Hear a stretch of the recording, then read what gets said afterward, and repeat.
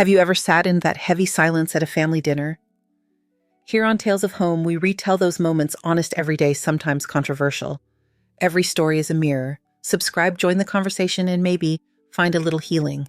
The strings had barely finished their flourish when the hall went quiet enough to hear the ceiling fans.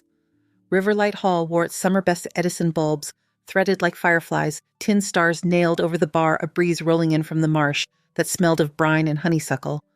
Someone tapped a glass. The band hushed. Tessa Avery lifted her flute of blackberry merlot high enough to catch the lights. To new foundations, she said, voice bright as cutlery. To building a life that won't wobble in the first storm. Laughter, the polite kind, rippled around the tables. I stood near the head table, the silver of my dress reflecting the bulbs, my name, Maeve Carter, lettered on a place card beside a vase of palmetto fronds. Noah, my son, sat one chair over with his jaw set, the way he used to hold it as a boy when he thought he could clench through pain. He stared at his folded napkin. He did not look at me. Tessa's smile didn't reach her eyes. She stepped close, the scent of dark fruit and pepper rising from her glass.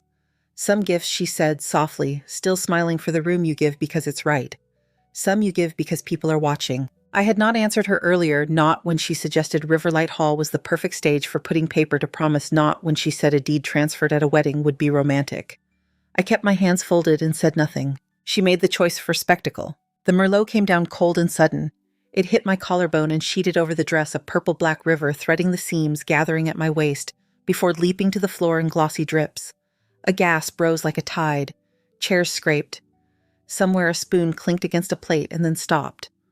Along the far wall, 3 phones lifted in the same motion, little red dots blinking to life. Someone by the cake table breathed elder abuse like a prayer or a curse. The stain bloomed a map with no borders. The music died without a signal. Tessa's face was a portrait, lips, glossy lashes, lacquered triumph arranged where surprise should have gone. She kept her flute lifted as if waiting for an echo. Noah looked up then. Our eyes crossed for a fraction. He blinked, panicked, and dropped his gaze to the polished wood floor as if there were a trapdoor he could disappear through if he stared hard enough. The DJ cleared his throat into a microphone that wasn't on. The hall held its breath. I reached for the napkin at my place setting. Linen, heavy starched. It felt old-fashioned honest. I pressed it to the hollow of my throat and drew it down across the spill. The cold had already traveled. I could feel it along my spine, a shiver skittering like minnows. The napkin took on the purple with a kind of dignity, refusing to smear, drinking the stain instead. This is a misunderstanding, someone announced, a bridesmaid with hair like spun gold and the voice of a person who survives on managing scenes. Everyone just... But I wasn't a scene. I was a woman who'd been handed a moment. I'm going to freshen up, I said to no one in particular, the napkin folded over my palm. My voice carried enough smooth as a church aisle. I stepped away from the table. My heels clicked on the old boards. The path to the corridor felt like the length of a dock. Past the bar, RIVERLIGHT Hall's wall of photos watched me go. Couples grinning under live oaks, a parade of white dresses and black suits, arms slung around shoulders in the way small towns remember themselves. A girl in a floral dress near the doorway lifted her phone and lowered it again, shame flushing her freckles. The doorman reached for the handle and opened a courtly bow that gave me the gift of air. In the ladies' lounge, the mirror was honest. Merlot had a way of finding the seams of a life. Purple clung to the satin like a bruise you can't hide even under makeup. I ran the napkin under the tap and pressed the cool cloth into the stain. It lightened in the center, dark at the edges, the way a storm looks from an airplane fury with daylight stitched through it. The faucet squeaked. From the hall, a fiddle tried to restart an old waltz and failed. On the marble counter lay a basket of amenities, safety pins, mints, a spray bottle labeled linen fresh. I did not reach for it. A young woman I'd never met stood 3 sinks down, pretending to fix her lipstick. She glanced at me in the mirror and whispered, "Ma'am, I'm so sorry." I nodded once. Pity had a shape in rooms like this. I let it pass by. I pulled my phone from the beaded clutch, the case worn smooth where it met my palm. The screen lit my face a gentler color than the mirror did. I scrolled 2 names down and pressed the one I needed. Ruthie Hale, she answered on the first ring, her voice rough with the kind of authority that makes debt collectors stutter. "It's Maeve," I said. "Bring the blue binder. No questions." A breath, a click of keys like she was already walking. RIVERLIGHT Hall, side entrance. "How fast?" "As you are." I ended the call and slipped the phone back into the clutch, then folded the napkin into a rectangle tight enough to keep its damp from the dress. I blotted once more at the worst of it. The stain would not disappear. I didn't need it to. Proof doesn't ask for permission to exist. When I stepped into the corridor, the air was sweeter, a draft, moving from the back porch, where the river made a low sound against the pilings. String lights ran the length of the rail, their reflections wavering in the black water like stars that hadn't decided what they wanted to be yet. Cicadas worked the trees, the kind of southern night that believed in long memory. A pair of caterers rolled a cart past, with plates stacked like quarters. The older of the two gave me a look that belonged to a different century, chin-lifted eyes, a small nod that said he'd seen enough of people to know where worth lives. I nodded back. My heels found the rhythm of the boards again, softer in the corridor, steadying. At the end of the hall, the door to the manager's office stood open, a rectangle of fluorescent light. I stopped short of it, not wanting their pity or their process, not yet. On the wall outside hung an old photograph of RIVERLIGHT before the renovations, rickety porch peeling paint men in suspenders holding fishing poles. The past liked to be consulted in this county. I let it. "You can stain a dress," I said to the picture, because I needed the words to take form somewhere. "You won't rewrite my name." When I turned back toward the porch, a gust lifted the edge of my skirt. The fabric had cooled. I could feel the weight of it, like a hand I didn't ask for and didn't want resting, reminding. The exit door breathed once as someone came in, voices, laughter, trying too hard, and then was still. A moth threw itself at the glass, tapping toward light. I set my palm against the blue-painted rail and watched the river slip by, slow as bourbon. Out on the far bank, a shrimp boat's mast cut the moon. The band tried a different song. In the distance, I could hear the DJ's voice regain its patter, practiced and bright. The party would recalibrate. Small towns are good at tidying what hurts them. I lifted the napkin and pressed it flat against the rail, letting the night air cool it, letting it mark the paint a shade darker for a minute. I thought of the front porch at MARSHLIGHT house, the screens we patched every spring, the way the tide wrote and rewrote the edges of our marsh, never quite the same line twice. Names deserve the same devotion. Hold the edges, don't let them wash clean of you. Wash. Behind me a hinge squealed. I did not turn. Footsteps paused, then retreated. I kept my gaze on the slow water, on the waver of the string lights in the dark. The napkin's purple showed where it had done its work. I folded it once, then once again, and slid it into my clutch beside the phone. The night air steadied. My shoulders settled where they belonged. I was ready. Ruthie Hale found me at the side porch, breath puffing a little from the humidity and the clip of her walk. She carried the blue binder cradled against her hip like a ledger that already knew the ending. "You all right?" she asked, not unkindly. "I'm steady," I said. She studied the stain drying to a deeper purple on my dress, then glanced through the glass toward the glow of the hall. "We don't have to do anything in there, not tonight." Her voice had the weight of doors closing when they need to. "I'm finished with rooms that expect me to pretend." I set a hand on the rail, the river moving black and patient below us. "Can you come by MARSHLIGHT house after the band packs up?" "I'll be there," she said, with fresh paper. The doorman called a cab for me before I could refuse one. I slid into the back seat and watched RIVERLIGHT's bulbs shrink to a handful of stars, the hall softening to a square of light in the side mirror. Salt grass lay slick in the moonlight, each blade with its own silver edge.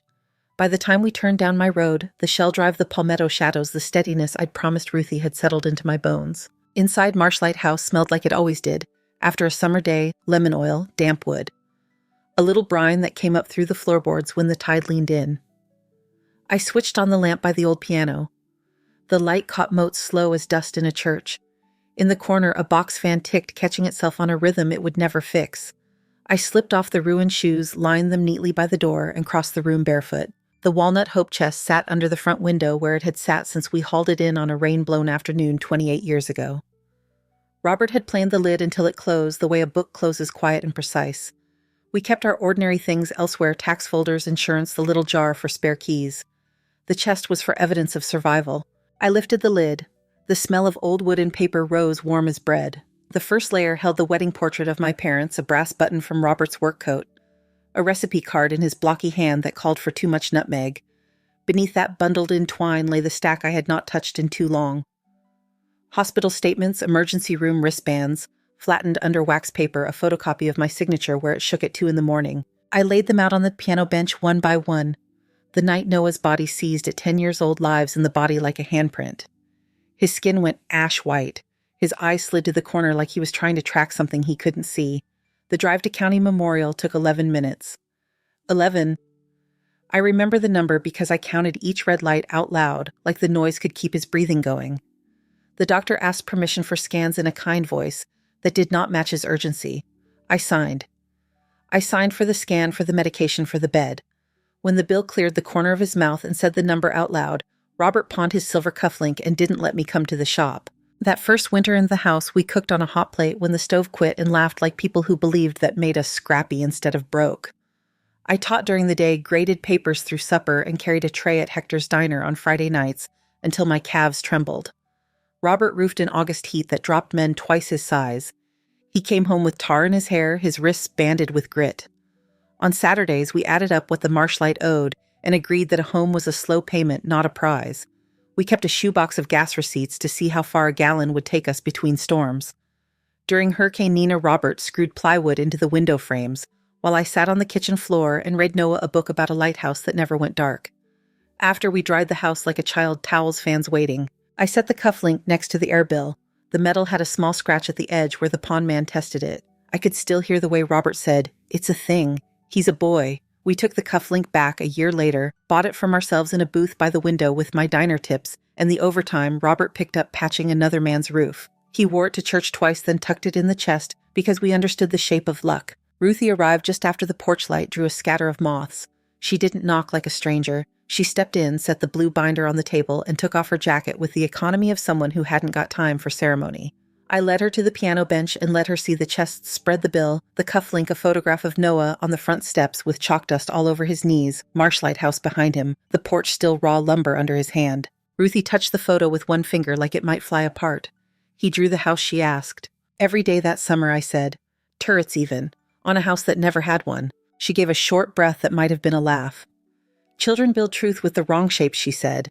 It still stands. She opened the binder. Inside a neat grid of tabs waited. Property, accounts, health, log. She slid the ER bill into health, the cufflinks proof, into log, the chalk photo into property, because location has more to do with story than we admit. I want the paper to say what my voice says, I told her, the taste of Merlot still living in the back of my mouth, that I know where my name goes, that I put it there on purpose. Ruthie looked at me the way judges do in small towns, when they're deciding whether to call you by your first name from the bench. Then she nodded. We'll use what you've kept. You keep better records than men who bill by the hour. She took a pen from behind her ear.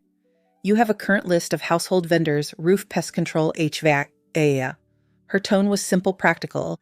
The steps set themselves by their own gravity. Folder by the pantry, I said, already moving for it. When I returned, she'd made a place at the table's long-edge binder, opened my phone beside it. A legal pad straight as a ruler. She copied numbers in a hand you could tile a floor by. When she paused, it was to listen for the small things the house remembered: drip in the laundry room, hinge in the guest room, a board in the hall that lifted, settled, lifted again when the tide turned. Around midnight, the screen door clicked. Mr. Calhoun from 2 houses up stood on the porch in his work pants and a t-shirt that had been washed thin but not soft. He held a tin of banana bread in one hand, a habit he kept for births, deaths, and arguments loud enough to hear on his porch. Heard a cab, he said by way of greeting. Miss Maeve, I'll leave this here unless there's trouble beyond bread. Thank you, Mr. Calhoun, I said. There's nothing a neighbor has to fix. He nodded toward the table where the binder lay.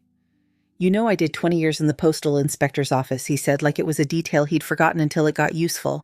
If any fool starts playing with signatures in this neighborhood, I can tell you where the ink changed its mind. Ruthie glanced at me. She doesn't line people up like dominoes, but she respects the way they fall. I'll keep that in mind, I said. He tipped 2 fingers and went back into the night, the screen easing shut behind him so as not to wake the sleeping birds that built in the jasmine. I poured coffee that tasted like the kind you make when you don't care how it tastes. Ruthie took it black and let the heat do the work. She gathered my stray notes into the binder and anchored them under dates. She asked for no speeches, no declarations beyond the ones that attached to numbers. At the kitchen sink, I rinsed the linen napkin from RIVERLIGHT in water gone pink, then laid it over the back of a chair by the open window. The night carried the river's cool up into the room. Across the island, Ruthie closed the binder, squared its edges with her palm, and set it like a brick where it might hold. I walked to the front room and turned out the lamp by the piano.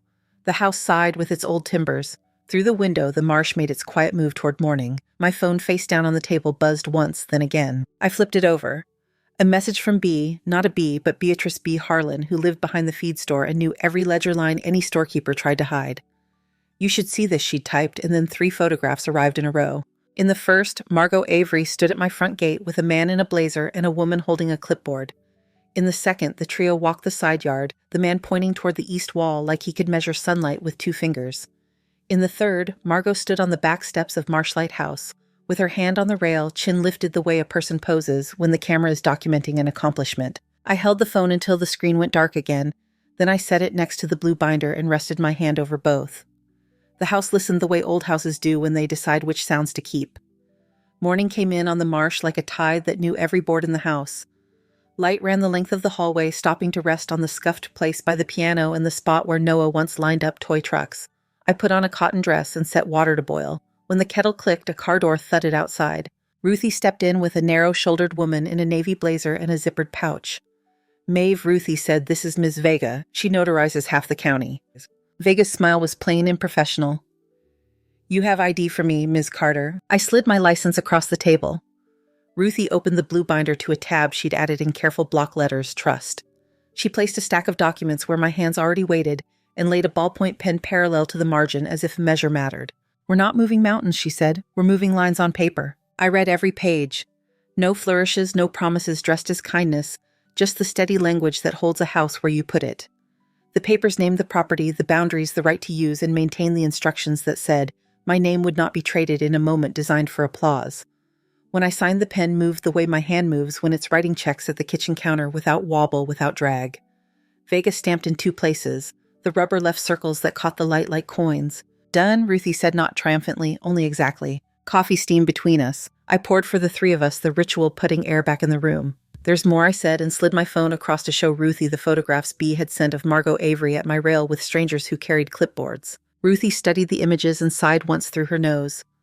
"We'll file notice with the clerk this morning, but first let's build out your log and health tabs. We'll make a trail." By 9, we had a small mountain of cents on the table: utility statements, tax receipts, calendars with dentist appointments penciled, and then crossed vendor contracts. Ruthie dated the edges in pencil. She has a way of turning the ordinary into ledgers that say you live inside your life on purpose. B arrived just before 10 with a tote bag the color of old peaches and a Fury that wore reading glasses. I brought muffins. She said the word landing like a gavel. She set down a bakery box and then a manila envelope. "Also this." Inside lay a thin packet from Baco Lending. "Thank you for your application," printed at the top. A summary page highlighted in yellow. A copy of a deed of trust prepared for bridge financing secured by MARSHLIGHT House. At the bottom, a signature that looked like mine if you squinted through rain. "Where'd you get this?" I asked. B tapped the corner. "Mail carrier slid it under my shop door by mistake. My box is 2 numbers off yours. I didn't read beyond the header, took it straight here." She pushed the envelope toward me like it was warm. I stared at the curl on the last letter of my last name. My hand doesn't curl that way. Ruthie set the packet beside my driver's license and a check I'd written last week for the roofer. "We need Mr. Calhoun," she said. He came with a jeweler's loop on a chain and a clipboard of forms he said he couldn't throw away yet because the government likes its paper to think it's still working. He laid my license and the Baco copy side by side. "Think of writing as a gait," he said, bending to the table. "Folks walk different when they're fake and steady. See here." He pointed to the M in Maeve on the Baco form. Hesitation, a tremor right before the downstroke, and the ink. He tilted the page to the window. Uniform shine like it sat a second before someone slid the page. Laser print under a ballpoint overlay. "That's 2 bites of the same apple." B leaned in, not blinking. "They traced it. Or printed it and went back over the top," Calhoun said. "Either way, that ain't how your hand sings." He tapped my check. "Your real line breathes. This one holds its breath and hopes you don't notice." Ruthie snapped a photo of his finger beside the loop for her file, then flattened the Baco packet under a paperweight shaped like a pelican. "I'll call their compliance office," she said. "But first we log it." She wrote the date and Baco unsolicited on the margin of a yellow pad and dropped a duplicate into property. I went to the sink, ran a glass of water, drank it down. The house hummed. Outside, the tide had turned pushing river water back into the fingers of the marsh.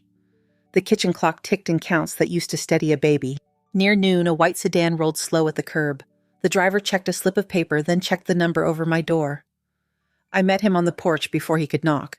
"Ms. Carter?" he asked. "Yes." He handed me a thick envelope. "Service of process," he said. "You've been noticed." He looked sorry in the way men look when they'd rather be delivering flowers. I signed his pad. When he drove away, the moths returned to their useless business with the porch light. I brought the envelope inside, slid it at the end with a butter knife, and slid out the weight of it. Petition for appointment of guardian and for determination of incapacity. The first page read in a font that managed the trick of both shouting and pretending it wasn't. The petition said I'd demonstrated erratic behavior and unsafe judgment, that I had canceled obligations impulsively, that I was in a phrase that shook the air, unable to manage property or make rational decisions without undue influence. Attached was an affidavit signed by a doctor I had never met, asserting that I'd shown signs of cognitive decline. Ruthie read over my shoulder, her posture more still than a fence post. B did not speak. She folded her arms and watched the words like they could be shamed into stepping back. I felt the smallest muscle in my jaw begin to work. I set the affidavit on the table and pressed my palm flat on it until the paper warmed. "Say his name," B said low. I looked at the signature. Dr. L. Quincy, I read. Langford Quincy. I pronounced each syllable like it belonged to a different man. Ruthie lifted the top sheet and flipped through the exhibits.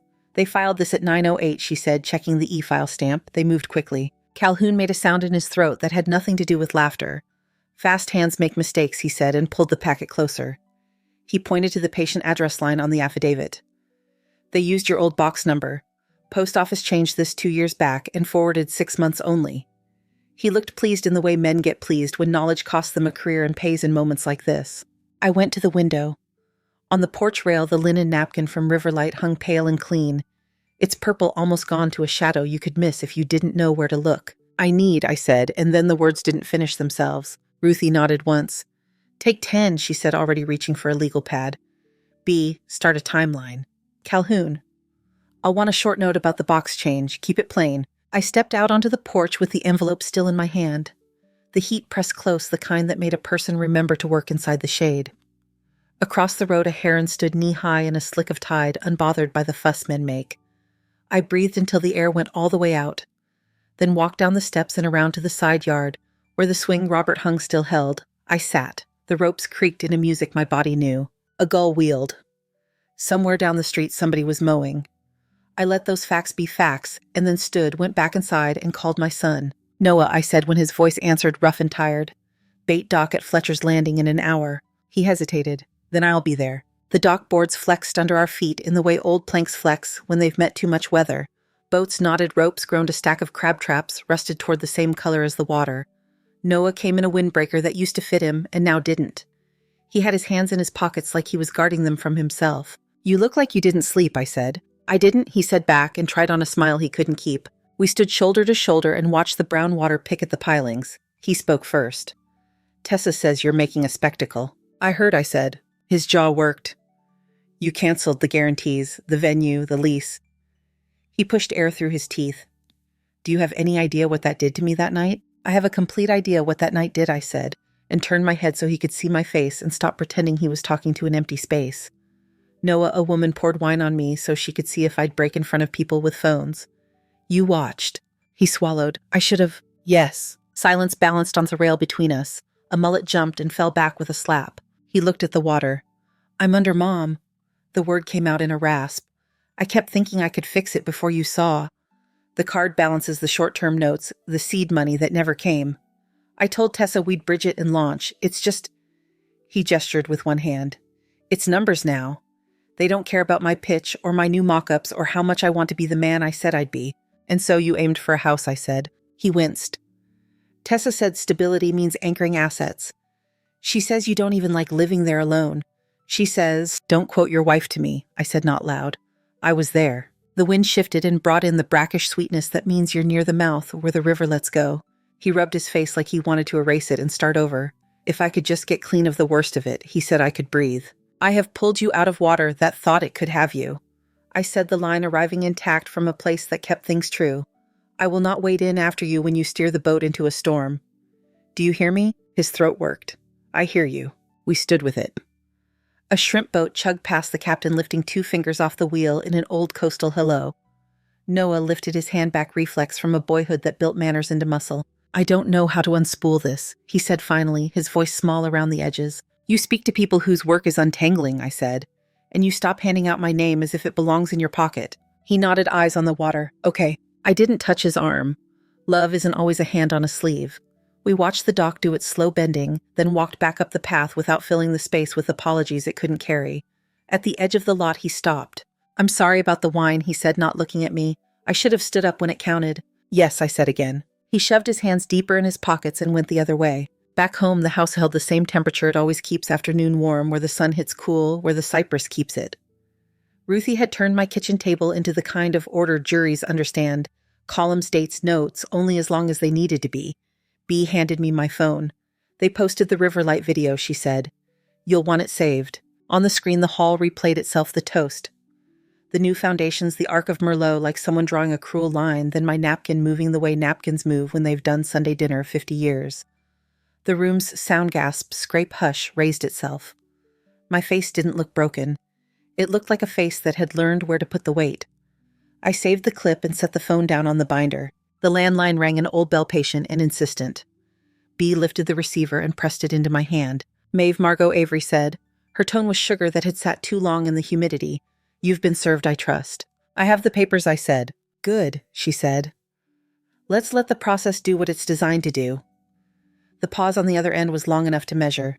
People get confused when they're tired. Courts are very clarifying. I'm not confused, I said. She made a small sound that wanted to be a laugh and failed. We'll see, she said, and the line went quiet in that way, particular to people who like hanging up first. I returned the receiver to its cradle, then slid the petition into the blue binder under a new tab Ruthie had lettered while I was gone, petition.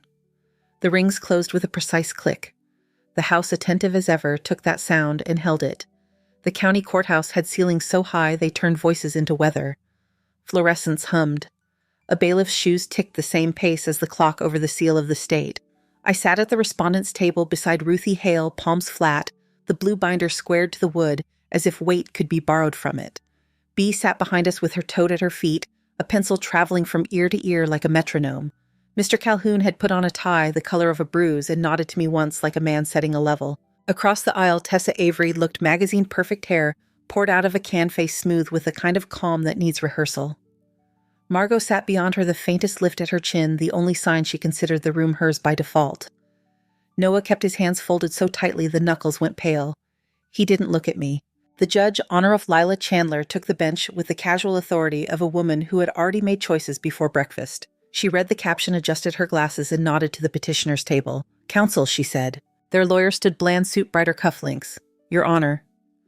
This is a straightforward guardianship matter. Mrs. Carter has exhibited erratic, impulsive conduct, canceling financial guarantees without notice, disrupting significant family events, making decisions inconsistent with her own welfare. We have an evaluation. He lifted a page.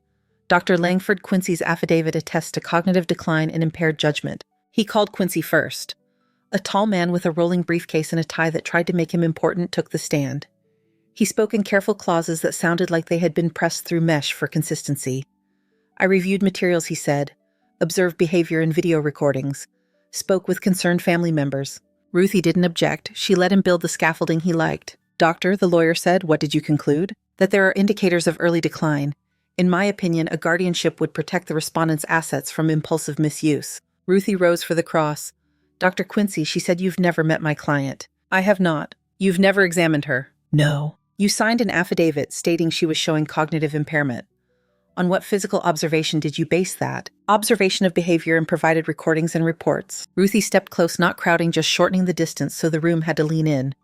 On the line for patient address, you list Ms. Carter's P.O. box as 318. The Postal Service changed that to 312 2 years ago. You signed last week. The doctor blinked. The number was provided by whom? Ruthie asked. He looked toward counsel's table, by the petitioners. Ruthie returned to our table, laid her hand on the binder, and said in a tone that could thread a needle, nothing further. The lawyer tried to recover with a neighbor who testified she'd seen me argue with a delivery driver about a package left in the rain. Ruthie let the story live and die on its own. Then our turn came. Ruthie called Mr. Calhoun. He didn't pretend the oath carried him. He honored it. He adjusted the microphone and held the Baco packet flat with a square, capable hand. I spent 2 decades as a postal inspector, he said. That means I know mail money orders and men when they're lying. Signatures, too. Ruthie placed my driver's license and the Baco signature in front of him. Explain what you see. He pointed with a ballpoint. This license is Ms. Carter's hand-breathing line pressure and the downstrokes lift at the V. On this Baco page, that M hesitates. See the wobble somebody traced or printed and wrote a pen over it. Ink's uniform where it ought to shine different. Laser under ballpoint on the tail end, not hers. The judge leaned in, glasses low.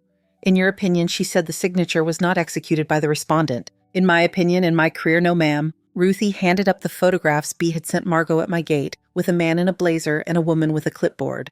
The trio walking the side yard. Margot on my steps with her hand on the rail. Your Honor, these are date-stamped the evening before the RIVERLIGHT event. She turned to the gallery. I'll ask the clerk to display Exhibit D. The screen behind the witness box blinked awake. The lights in the courtroom dimmed just enough. RIVERLIGHT Hall unfurled across the wall bulbs, tin stars, blackberry merlot, and a thin arc that found my collarbone and spread. The room in the recording went silent, the same silence the courtroom kept now. Then the audio caught a guest's gasp, the scrape of chairs, my voice level as a plumb line, I'm going to freshen up, and the napkin moving like it knew its work. Ruthie let the moment sit, not to wound, only to locate the truth where everyone could see it. Then she called B. B took the stand with her bakery voice and her feed store spine. Ms. Harlan, Ruthie said, "Did you receive mail intended for Ms. Carter?" "I did." "What did you do?" "Took it to her. Didn't read beyond the header." "Did you forward photographs to Ms. Carter of Margot Avery walking the property with real estate agents?" "Yes." "Why?" B looked at the judge, not the lawyer. "Because I know what mischief looks like from a block away, and I know what fear makes folks do." She sat back quiet. Finally, Ruthie retrieved a single printed email chain and approached the bench. "Your Honor, Exhibit G, sourced through a cooperating third party with direct access to the sender's account." She kept her tone plain because heat wasn't required. The judge read silently, then aloud the highlighted portion. "Once we secure the incapacity ruling, transfer title before appeal. Keep pressure on Noah to push signature. Without the house, we're finished." The gallery made a sound the bailiff couldn't shush with posture. Tessa stared straight ahead the way you stare when your face is not an instrument you can trust.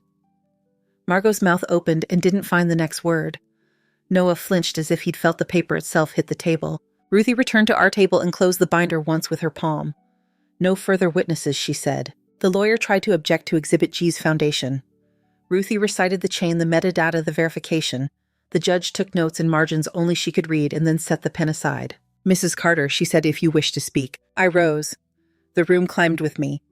"Judge Chandler." I said, "I keep lists and dates. I pay my roof man when the weather breaks and my light bill before the due. I called a cab. I called my lawyer. I read before I sign, and I sign because I decided. I rested my hands on the wood. I'm not confused. I am not a fountain pen for other people's hands. I sat. The air resumed. The judge was quiet long enough to count. Then she spoke with her voice's lower register turned on. "The petition for guardianship is denied. The affidavits submitted by the petitioners carry minimal weight in light of the lack of examination and the errors in identification. The court finds no credible evidence of incapacity." She lifted Exhibit G. "This court also observes evidence consistent with attempted financial exploitation. The clerk will transmit the record to the state attorney's office for review." No one clapped. It wasn't that kind of relief. The bailiff called the next case. We gathered quietly. In the hallway, Noah stood near the window, hands unlatched now, eyes on the courthouse lawn. He looked thinner than the morning and older than last year. I passed him without forcing more words than we had. He lowered his head once, a nod that might have been apology or recognition or both. Outside, the sun caught in the live oaks. Ruthie put a hand to my elbow and steered me toward the shade. "Home," she said simply. Bea brought the car around like she'd been a valet all her life, and we fell into the old comfort of doors, seatbelts, the map of streets we could navigate blind. Back at MARSHLIGHT House, the ceiling fans never once pretended to be chandeliers. I set the blue binder on the table the way you set down a sleeping child. Then I stood at the sink, looked out through the screen at the marsh moving itself like it knows secrets, and picked up the landline. "First National," I said when the manager came on. "Mrs. Carter, I need to remove an authorized signer." "Yes, ma'am," she said, and didn't put me on hold. She'd watched the local news at lunch. We worked through the accounts. Noah Carter came off each one. The manager's voice stayed steady and respectful. "Anything else?" "Yes," I said, and gave her the last 4 digits of a card that had paid too many bills I didn't owe. When I hung up, I opened the kitchen drawer and pulled the small tin where the extra cards lived. 2 had Noah's name embossed below mine. 2 were Tessa's old, and for emergencies, then for points, then for anything that told itself a better story. I took the scissors from the crock and cut each card clean through the name. Plastic gave with a faint crunch. I set the halves in a plain bowl and placed it in the pantry. It didn't deserve the chest. B began sorting a stack of papers without instruction club dues. I hadn't joined a car wash subscription on a vehicle. I'd never driven a Founder Circle auto draft for a startup that lived on t-shirts and promises. She laid each slip on the table and wrote one word in pencil at the top, cancel. We worked until the afternoon found its posture. The house changed a little with each cut a room letting go of a sound it had thought was permanent. In the study, I unlocked the small safe and placed the stamped copy of the court order at the very front, then slid the Baco packet behind the property tab in the binder and snapped the ring shut. When the light swung long across the floorboards, I turned the linen napkin from RIVERLIGHT over the back of the chair to the dry side. Its purple had gone a pale, stubborn shadow. I ran a finger along the edge and then left it. Bee took her tote in both hands and gave me the look people give at the end of a crisis day, the look that says everything needful has been said and the rest can live quiet. "I'll bring supper," she said. "You already brought enough," I told her. "I know," she said and smiled. Then she left me with the fan in the walls and the slow, decent sound of the marsh turning itself toward evening. Near dusk, the doorbell rang one clean note. I dried my hands on a towel and went to the foyer. Through the glass, Noah stood on the porch with a backpack slung low and a tiredness that didn't ask permission. He didn't touch the bell again. He just waited, eyes on the place where my name sits on the brass. I opened the door. He didn't reach for me. He didn't reach for anything. "Can I come in?" he asked. I moved aside so the light could find the hall. He stepped inside like a man entering a church where he wasn't sure he belonged. I pointed to the guest room at the end of the hall. He set the backpack on the chair and stood there, turning his cap in his hands. "I don't deserve to be here," Noah said. "That may be true," I answered. "You're here anyway. Make the most of it." Supper was eggs, tomatoes, and toast because the refrigerator didn't expect company. We ate at the small table by the window where the marsh trades its colors with the sky. He carried plates to the sink without asking. The tap ran. The clink of ceramic on the drying rack was a steady metronome neither of us had kept in years. At the doorway, he paused to water on his wrists. "I need help," he said, the words plain, not dressed to please. "You do," I said. "You'll have to take the steps yourself." He nodded once. That was all the talking the night could carry. He slept with the door cracked, a light from the hall laying a narrow stripe across the floorboards like a vigil. In the morning, he was already in the yard, tightening the hinge on the garden gate that had sagged through 2 summers. He cut back the rose canes that had grown wild along the rail. When he came in, his hands were scratched and his face was easier by the smallest degree. On the 3rd day, he shouldered the backpack again. He stood in the foyer where the light catches the picture frames. "Thank you for the room," he said. I opened the door. He straightened his shoulders and went down the steps without asking when to come back. By noon, the mailbox clicked. An envelope lay inside, the good kind of stationery that signals money even before you see the numbers. Margot Avery's hand wrote my name like she owned the pen. The letter was careful regret couched in varnish, the shape of apology without its weight. The check beneath it would have made a young teller hold her breath. I set both on the kitchen table and boiled water. The kettle whistled. I read the letter again, then turned it over and wrote a single line. "Restitution without responsibility is theater." I slid the check and the letter back into their envelope, sealed it, and addressed it to Margot in the same even hand I signed bills with. On the walk to the gate, a dragonfly kept pace in the heat like an escort. I left the envelope for the carrier who knows which houses hold their own ground. Toward evening, storm clouds shouldered up from the west. The first drops darkened the porch steps and coins. The bell rang one note and I opened to Tessa standing just beyond the rail, hair stuck to her cheek. Umbrella collapsed, an envelope pinched in her fingers. "I wrote this," she said, small through the rain. I didn't reach for it. "Stay dry," I said, and leaned an extra umbrella against the post where she could take it without crossing the threshold. She gripped the handle like it might argue. "I was cruel," she said.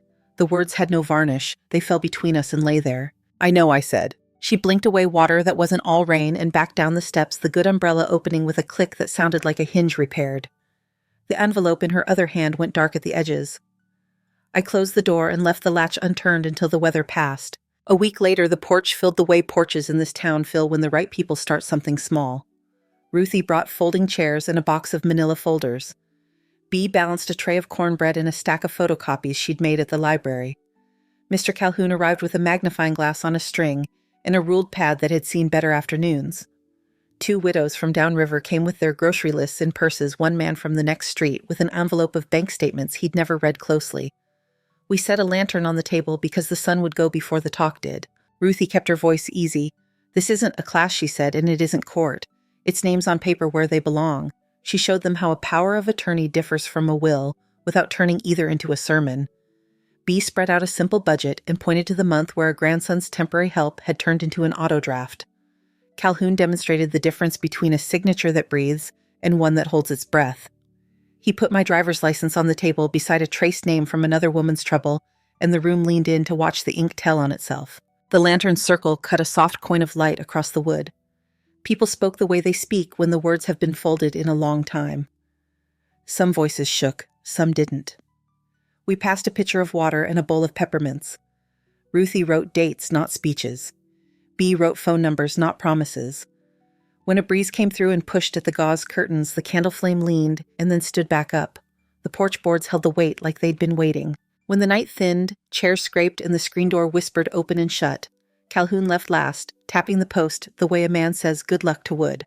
I carried the lantern inside and set it on the mantel where the summer photographs live. The house was quiet again, fan-ticking ice softening in the last glass river, shifting its shoulder in the dark. I went to the walnut hope chest and lifted the lid. Inside the ER bill lay, where we'd placed it, the silver cufflink in its small velvet corner, a picture of Noah with chalk on his knees. I added the envelope addressed to Margot, not the money she'd tried to send, but the weight of it refused a record as honest as a receipt. On the chair by the window, the linen napkin from RIVERLIGHT had dried to a pale, stubborn shadow. I folded it clean and laid it across the chest. The fabric kept its history without asking for an audience. I turned off the lamp. In the glass I could see my outline, and beyond it the marsh taking the moonlight like a prayer no one had to say out loud. The binder on the table sat square and sure. My name on the spine shone a little where the light found it. I am not a line for anyone else's pen. I am Maeve Carter, and my name holds. Thank you so much for listening to today's story.